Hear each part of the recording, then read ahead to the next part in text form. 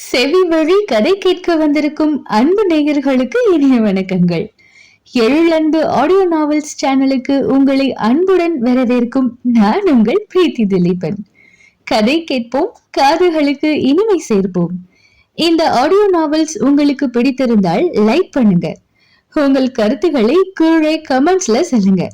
உங்கள் நண்பர்களுக்கும் ஷேர் பண்ணுங்க.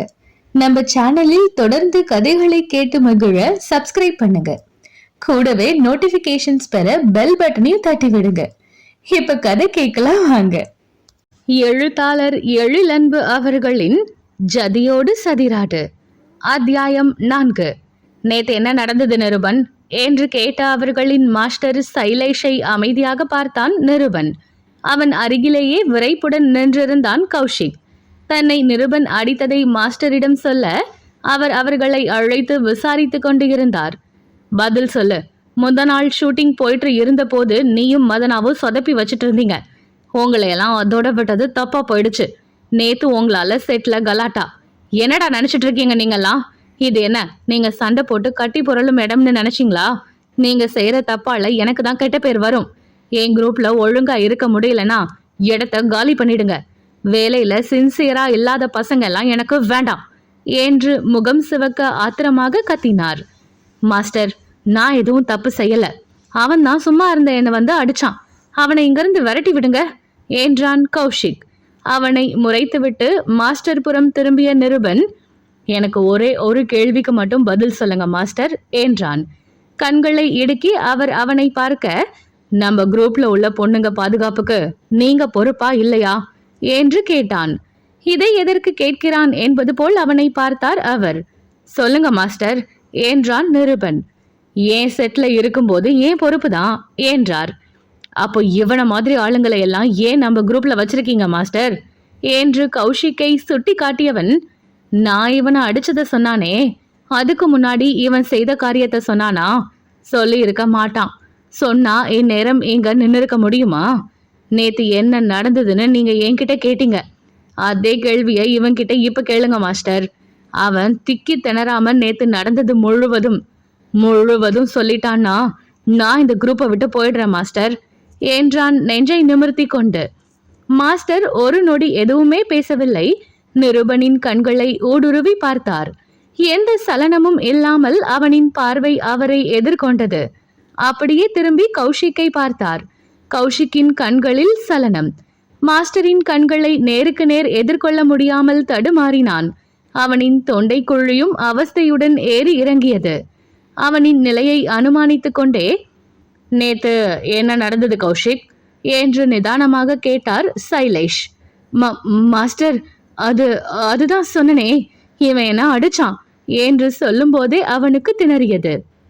நான் அதுக்கு முன்னாடி நடந்ததை கேட்டேன் என்று மாஸ்டர் கடுமையுடன் கேட்க, இல்ல மாஸ்டர், நான் எதுவும் பண்ணல என்றான் தடுமாறியபடி. நிருபன் அவன் பக்கமே திரும்பவில்லை. அவன் பார்வை முழுவதும் சைலேஷ் மீது இருந்தது. நீ ஒரு தப்பும் பண்ணலனா உனக்கே இப்படி தடுமாறுது கௌஷிக்? மாஸ்டர் இடுங்கிய பார்வையுடன் கேட்க, இவன் தான் தப்பிக்க விஷயத்தை திசை திருப்ப பார்க்கறான் மாஸ்டர். நிருபனை கை காட்டினான். சரி, தப்பு நிருபன் செய்ததாகவே இருக்கட்டும். இந்த விஷயத்துல 3வது ஒருத்தையும் சம்மந்தப்பட்டிருக்காள் தானே, அவளை கூப்பிட்டு விசாரிச்சிருவோம் என்ற மாஸ்டர் மதனாவை வர சொல்ல நிருபன் என்றார். அவரின் டான்ஸ் ஸ்டுடியோவில் வைத்துதான் சைலேஷ் விசாரித்து கொண்டு இருந்தார். ஸ்டுடியோவிற்கு வெளியே காத்திருந்த மதனாவை நிருபன் அழைத்து வந்தான். நேத்து என்ன நடந்ததுன்னு மறைக்காம ஒண்ணு விடாம சொல்லு மதனா என்றார். மாஸ்டர், அவங்க 2 பேரும் லவ் பண்றாங்க. அவனை காப்பாத்தா அவ போய் தான் சொல்லுவா, அவளை நம்பாதீங்க என்று கௌஷிக் முந்தி கொண்டு கத்தினான். அவங்க லவ்வர்ஸாவே இருந்துட்டு போகட்டும், அதனால உனக்கு என்ன? உன்னை நிருபன் அடிக்கணும்னா ஒரு காரணம் வேணும்ல. எனக்கு தெரிய வேண்டியதெல்லாம் அது என்ன காரணம்?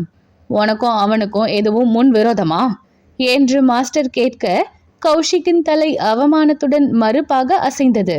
அவனை அற்பமாக பார்த்த மதனா நடந்ததை சொல்ல, அடுத்த நொடி கௌஷிக்கின் கன்னத்தில் பளார் என்று ஒரு அறை விழுந்தது. அவன் கன்னத்தில் கை வைத்து அதிர்ந்து நிற்க, ஏன் இடத்துல இருந்துகிட்டு ஏன் குரூப் பொண்ணு மேல கை வைப்பியாடா நீ? ஏண்டா அவ்வளவு தெனவெடுத்து போய் திரியிறியா நீ? ஓடி போயிரு, இனி உனக்கு இங்க இடம் இல்ல என்று மாஸ்டர் ஆத்திரத்தில் கத்த, மாஸ்டர் என்று அதிர்ந்து பேச முயன்றவனை பேச விடவே இல்லை சைலேஷ். இன்னும் ஒரு நிமிஷம் இங்க நின்னா அப்புறம் நான் மனுஷனாவே இருக்க மாட்டேன் என்று அவனை விரட்டி விட்டார். அவ்வளவு நேரம் கௌஷிக் கெஞ்சி கொண்டு இருந்தவன் முறைத்து கொண்டே அங்கிருந்து சென்றான். அவன் சென்றதும் தேங்க்ஸ் மாஸ்டர் என்று நிருபனும் மதனாவும் சொல்ல தலையை அசைத்தவர், இத நீ நேரா என்கிட்ட சொல்லி இருக்கணும் நிருபா. உன்னை யார் கை வைக்க சொன்னது? என் குரூப்ல நீங்க இருக்கிற வர உங்களுக்கு என்ன நடந்தாலும் நான் தான் பொறுப்பு. நீயே பெரிய பொறுப்பு மாதிரி காரியத்துல இறங்கக்கூடாது என்று அவனை கடிந்து கொள்ள, சாரி மாஸ்டர், அப்ப இருந்த கோவத்துல என்று நிருபன் சங்கடமாக சொல்ல, அப்படி என்னடா உனக்கு பெரிய கோவம்? அன்னைக்கு முன்னாடி ஆட வாடானா பெரிய இவ மாதிரி மறுப்பு சொல்ற. என்னடா இப்படியே கடைசியில நின்று ஆடியே காலத்தை ஓட்டிடலாம்னு ஐடியாவா என்று கோபமாக கேட்டார். அப்படி இல்ல மாஸ்டர். என்ன அப்படி இல்ல? சான்ஸ் கொடுத்தா செய்யணும். சொன்னதை செய்ய முடியலனா ஏன்டா இங்க வர? இனி நானா உனக்கு சான்ஸ் தர மாட்டேன். எப்பவும் போல லாஸ்ட்ல நின்னே ஆடு. இப்ப இடத்த காலி பண்ணு என்று கடும் கோபத்துடன் விரட்டினார். அவர் சொன்னதில் அதிர்ந்தவன் ஏதோ சொல்ல வர அவர் கேட்க தயாராக இல்லாமல் கிளம்பி வெளியே சென்று விட்டார். என்ன நிரு, மாஸ்டர் இப்படி சொல்லிட்டு போயிட்டாரு என்று மதனா வருத்தப்பட அவனுக்கும் வருத்தமாகத்தான் இருந்தது. இதுக்குதான் சொன்னேன், வர வாய்ப்பை விட்டு தப்பு பண்ணிட்டேன். மாஸ்டர் அவ்வளவு சீக்கிரம் மலை இறங்க மாட்டாரு. இப்ப கிடைச்சது சான்ஸ்னு சாமி அடிட்டு போயிட்டாரு. இப்ப நாம என்ன பண்றது என்று மதனா புலம்ப ஆரம்பிக்க, சரிதான் விடுடி என்று அதட்டினான் நிருபன். இல்லடா, அதான் விடுன்னு சொல்றேன்ல. எனக்கு கிடைக்க வேண்டிய சான்ஸ் கிடைக்கணும்னு இருக்கும்போது கிடைச்சுதானே தீரும். அது மாஸ்டர் நினைச்சா கூட தடுக்க முடியாது என்றான். என்னடா சித்தாந்தம் பேசிக்கிட்டு இருக்க? மாஸ்டர் மனசு வைக்காம எப்படி சான்ஸ் கிடைக்கும்? மதனா கேட்க, நான் என் திறமைய நம்புறேன்டி. என் திறமைய தவிர வேற யாரையும் நம்பல, போதுமா? அவன் எரிச்சலுடன் சொல்ல, அட பாவி, ஒட்டுப்புள்ளு போல உன் கூடவே சுத்துறேனே, என்னையுமா நம்ப மாட்டேனே என்று வாயை பிளந்து கேட்டவளை முறைத்தான். நான் எதை பத்தி பேசினா நீ எதை பத்தி பேசுற? பேசாம வா, இன்னைக்கு நைட் ஷூட்டிங் தானே, வீட்டுக்கு போய் தூங்கி ரெஸ்ட் எடுத்துட்டு வருவோம். நைட் முழுக்க தெம்பு வேணும் என்று சிடுசிடுத்து கொண்டே அவளை அழைத்து கொண்டு கிளம்பினான். வீட்டில் சென்று ஓய்வாக இருந்தாலும் மதனாவின் மனம் அவ்வளவு விரைவாக ஆறவில்லை. நிருபனின் திறமையை கூடவே இருந்து பார்த்து கொண்டு இருப்பவள் அவள். அவன் திறமைக்கு இந்த நேரம் அவன் ஒரு நடன இயக்குனராக ஆகி இருக்க வேண்டியவன். ஆனால் அவனுக்கு கொடுக்க வேண்டிய சின்ன வாய்ப்பை கூட கொடுக்காமல் அலைக்கழித்து கொண்டு இருக்கிறார் அவர்களின் மாஸ்டர். சைலேஷை பொறுத்தவரை அவ்வளவு சுலபமாக வாய்ப்பு கொடுத்து விட மாட்டார். அதிலும் திறமை வாய்ந்தவர்களை அவ்வளவு விரைவாக முன்னேற விட மாட்டார். தன்னை தாண்டி ஒருவன் முன்னேறி செல்வதா என்ற எண்ணம் அவருக்கு இருப்பதை அறிந்தவள்தான் அவள். அப்படி இருக்க மாஸ்டர் என்று பேசியது அவளை மிகவும் பாதித்து இருந்தது. நிருபனுக்கு கிடைக்க வேண்டிய வாய்ப்பு விரைவில் கிடைத்துவிட வேண்டும் என்று அவள் மனம் பரபரத்தது. ஆனால் அவளால் என்ன செய்ய முடியும்? ஒன்றும் முடியாதே என தவித்து போனவளுக்கு அந்த பகல் நேரத்தை நெட்டி தள்ளுவதே பெரும் பாடாக இருந்தது. மனநிலையை திசை திருப்ப கைபேசியை எடுத்து நோண்டிக் கொண்டு இருந்தவளுக்கு ஒரு யோசனை வந்தது. அது ஏற்கனவே அவள் நிருபனிடம் தெரிவித்த யோசனைதான். ஆனால் அதை ஏற்க மறுத்துவிட்டு இருந்தான் அவன். மீண்டும் ஒரு முறை அவனிடம் கேட்டு பார்த்தால் என்ன என்று தோன்றியது.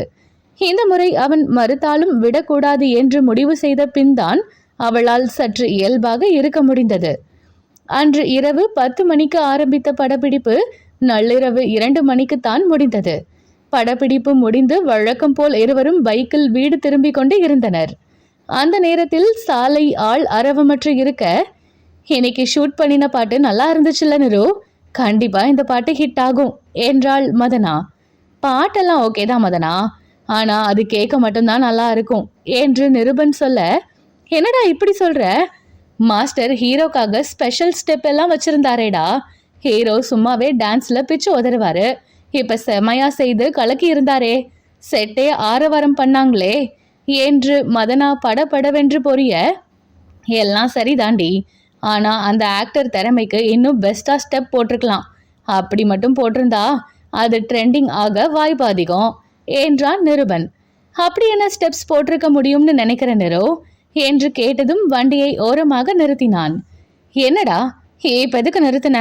மதனா குழப்பத்துடன் கேட்க, கொஞ்ச நேரம் இறங்குடி என்றதும் இறங்கி வண்டியின் அருகில் நின்றாள். வண்டியின் ஹேண்ட்பாரை பிடித்துக்கொண்டு கண்களை மூடி அவன் யோசனையாக நிற்க, என்னடா பண்ண போற என்று கேட்டாள். கொஞ்ச நேரம் தொணக்காம அமைதியா நில்லடி என்று கண்களை திறக்காமல் கடிந்து கொண்டான். அவள் கப்பென்று வாயை மூடிக்கொள்ள சில நொடிகளில் கண்களை திறந்து யாருமற்ற சாலையில் ஆட ஆரம்பித்தான். மதனா வாயை பிளந்து அவனை பார்த்தவள் சட்டென்று தனது கைபேசியை எடுத்து வீடியோ எடுக்க ஆரம்பித்தாள். படப்பிடிப்பில் நாயகனுக்கு மட்டும் மாஸ்டர் வைத்த பிரத்யேக நடன அசைவுகளை அச்சு பிசகாமல் ஆடினான் நிருபன்.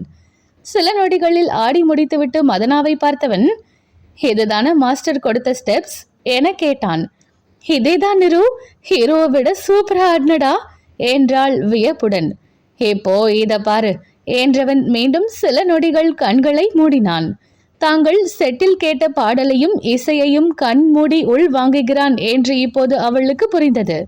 சில நொடிகளில் கண்களை திறந்தவன் நாயகனுக்கு கொடுத்த நடன அசைவுகளுக்கு சிறிதும் சம்பந்தம் இல்லாமல் வேறு நடன அசைவுகளை உடலில் கொண்டு வந்து நிருபன் ஆட ஆரம்பிக்க, கண்களை பெரிதாக விரித்து இமையை சிமட்ட மறந்து அவனை பார்த்திருந்தாள் மதனா. அவளின் கைபேசியில் அவனின் நடனம் அனைத்தும் பதிவாகி கொண்டு இருந்தது. ஆடி முடித்துவிட்டு மூச்சு வாங்க புருவத்தை உயர்த்தி அவன் எப்படி என்று கேட்க, கைபேசியை பத்திரமாக வைத்துவிட்டு கை தட்டினாள் மதனா. எப்படிடா என்று அவளின் குரலில் வியப்பு வழிந்தது. நீ சொல்லு, இந்த ஸ்டெப்ஸ் எப்படி இருந்தது என்று கேட்டபடி மூச்சு வாங்க வண்டியின் அருகில் வந்தான். கலா மாஸ்டர் சொல்வது போல கிழின்னு கிழிச்சிட்டடா. இப்ப நீ போட்ட ஸ்டெப்ஸ் அந்த பாட்டுக்கு ரொம்ப பொருத்தமா இருக்கும் என்றாள் மெச்சுதலாக. மியூசிக் ஓடினதுமே எனக்கு இந்த ஸ்டெப்ஸ் தான் மைண்ட்ல வந்தது. ஆனா மாஸ்டர் அப்படியே ஆப்போசிட்டா ஸ்டெப்ஸ் போட்டாரு. கொஞ்சம் ஏமாற்றம்தான், ஆனா அதுல நாம தலையிட முடியாதே என்று தோளை குலுக்கினான். சரிதான் நிரு, நீ சொன்ன மாதிரி நீ போட்ட ஸ்டெப்ஸ் இருந்தா ஊரே இந்த பாட்டுக்கு டான்ஸ் ஆடி ட்ரெண்டிங் ஆக்கியிருப்பாங்க. உனக்கு சான்ஸ் கிடைக்கணும் நிரு. மாஸ்டர் நிழல்லையே நிக்காம நீ தனியா சான்ஸுக்கு ட்ரை பண்ணி பாரேண்டா என்றாள். போடி, இந்த சான்ஸ்னு தூக்கி கொடுக்கறாங்களாக்கும். நடக்கிற காரியமா பேசு. இது போட்டி உலகம் மதனா, அவ்வளவு சீக்கிரம் ஒருத்தனை முன்ன வர விட மாட்டாங்க என்றான் சலிப்பாக. சரி விடு, நீ எப்பவும் இப்படியே இருந்துட மாட்ட. உனக்கு கண்டிப்பா நல்லது நடக்கும் பாரு என்று ஆருடம் சொன்னாள். அது நடக்கும்போது பார்த்துக்கலாம், இப்பவா கிளம்பலாம் என்று வண்டியை எடுத்தான். அவனின் பின்னால் ஏறி அமர்ந்தவள் தனது கைபேசியில் எடுத்த அவனின் நடன வீடியோவை பத்திரமாக சேமித்து அதை நிருபன் பெயரில் ஒரு ஃபோல்டர் உருவாக்கி அதில் பத்திரப்படுத்தி வைத்தாள். அவள் அவனிடம் கேட்காமலேயே வந்து சேர்ந்த பொக்கிஷம் அது. ஆம், அவனின் பிரத்யேக நடனத்தை தான் அவனிடம் கேட்க நினைத்தாள். நிருபன் சில பாடல்களுக்கு அவனே பிரத்யேகமாக நடன அசைவுகள் போடுவான். அது அந்த பாடல்களுக்கு அவ்வளவு பொருத்தமாக இருக்கும். அதுபோல் அவனை பழைய பாடல்களுக்கு ஆட சொல்லி அதை இன்ஸ்டாகிராமில் பதிவேற்றம் செய்வதுதான் அவளின் எண்ணம்.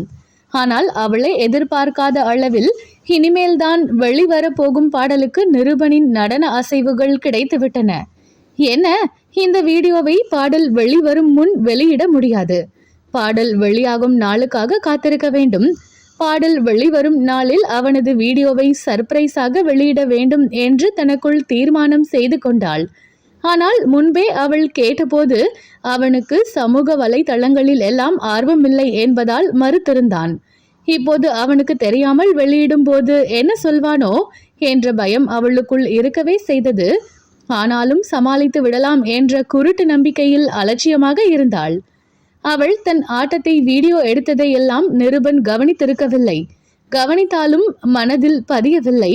அதனால் வீடியோவை பற்றி அறியாமல் வழக்கம் போல் அவளை வீட்டில் விட்டுவிட்டு தன் வீடு போய் சேர்ந்தான். அதன் பின் நாட்கள் எந்த மாற்றமும் இல்லாமல் இயந்திர கதியில் சென்றது. வேலை இடத்தில் எந்த பிரச்சனையும் இல்லை, அதே நேரம் முன்னேற்றமும் இல்லை. மாஸ்டர் சைலேஷ் அதன் பிறகு நிருபனை பொருட்டாக கூட நினைக்கவில்லை. இப்படித்தான் நடக்கும் என நிருபன் அறிந்திருந்ததால் அதற்காக கவலையும் படவில்லை. 10ஓடு 11 போல் 50 பேர் 100 பேரில் மட்டும் ஒருவனாக இருந்தான். அந்த நிலையில்தான் அன்று படமாக்கப்பட்ட பாடல் வெளியிடப்பட்டது.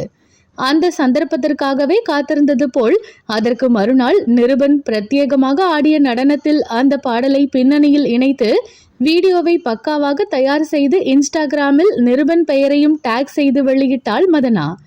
டேக் செய்த நோட்டிபிகேஷன் தனது அலைபேசியில் வந்திருந்தாலும் நிருபன் முதலில் அதை கவனிக்கவே இல்லை. முதல் நாள் இரவு படப்பிடிப்பு இருந்ததால் பகலில் படுத்து உறங்கிக் கொண்டு இருந்தான். ஆனால் அன்று மதியம் போல் அவனை போனில் அழைத்த அவனின் ஒரு நண்பன் விஷயத்தை சொல்லிவிட வேக வேகமாக இன்ஸ்டாகிராம் சென்று பார்த்த நிருபனுக்கு வந்தது கோபம் மட்டுமே. உச்சிக்கு ஏறிய கோபத்துடன் மதனாவிற்கு அழைக்க ஆரம்பித்திருந்தான் நிருபன்.